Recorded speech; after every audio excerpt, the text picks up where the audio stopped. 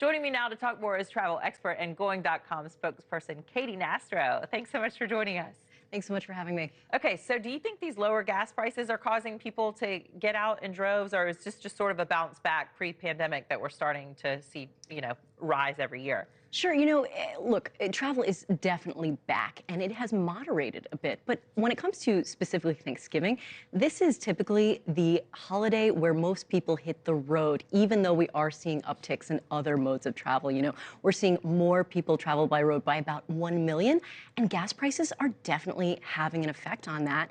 Those of us who are hitting the road can breathe a sigh of relief for our wallets. Gas prices are looking to be below or just at $3 a gallon, which is great. That is down 8% year over year. Yeah. So definitely more people might be considering road versus air, as average price of airfare is actually up 4% year over year, and it's been on an upward incline. Yes, which is not fun. No. 4%, is that right? Yes. But internationally, it's actually better this time of year. I was thinking, you mentioned that, I'm going, maybe next year we're going to pack up the family and go to Rome or Paris or something, because you can get a bargain. You definitely can. Look, this is one of the weeks out of the entire year that we always suggest at Going to head out internationally. It's still considered travel season, and the way that Thanksgiving falls this year, you can actually get a festive holiday in because it's so late. All of those beautiful wintry markets are already occurring, and you can get a really fantastic deal. Even this late in the game, we're seeing Boston to London for sort of that end tail of Thanksgiving week into early December for $387 round trip. Wow. I mean, that's cheaper than domestic flights. Some domestic showing flights. Some of the popular airports there domestically. If you saw your travel airport on that list, you want to get there even earlier. What is Travel Tuesday? It's December 3rd this year, but it's a way that we can save some cash. What is it? Yeah, definitely. Look, I think the travel industry has definitely jumped on the bandwagon with having a day dedicated to promotions and deals. And we want you to be a little bit cautious or just skeptical when you're looking at some of the promotions that are going to occur on that day and even before. Advertised sales typically are just okay. They're not sort of the best ever.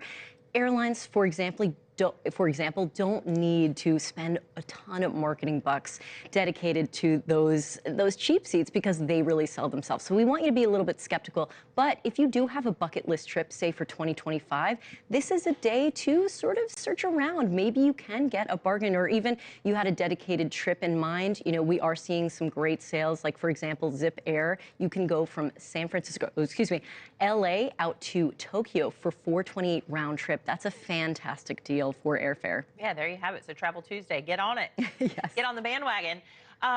So we need to know our rights as travelers. We've got some tips that we can put up there on the screen. Inevitably, it's going to happen. When my family came to New York, somehow the airline lost our stroller, which is not the city that you want to have that happen in.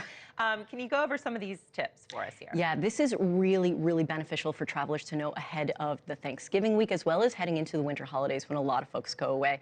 The newest DOT regulations state that if you encounter a significant delay or a cancellation on a flight, you are entitled to an automatic and timely refund for that ticket if you choose not to fly. This is very, very important. Oh, that's a big if. Okay. Yes, it's very important. You don't get compensation and a rebooked flight. This is just saying, okay, you know what? Maybe I'll wait a day or two, get my money back in a timely fashion, which is only 7 days if you paid by credit card, which is far faster than what we've had to wait in the past for if you requested a refund. Yeah, and sometimes it is just better to just rent a car and drive See to where your options and then are. Get some cash for it. Exactly, yes. All right. Well, thank you so much, Katy Nastro. Appreciate it. Thanks so much for having me.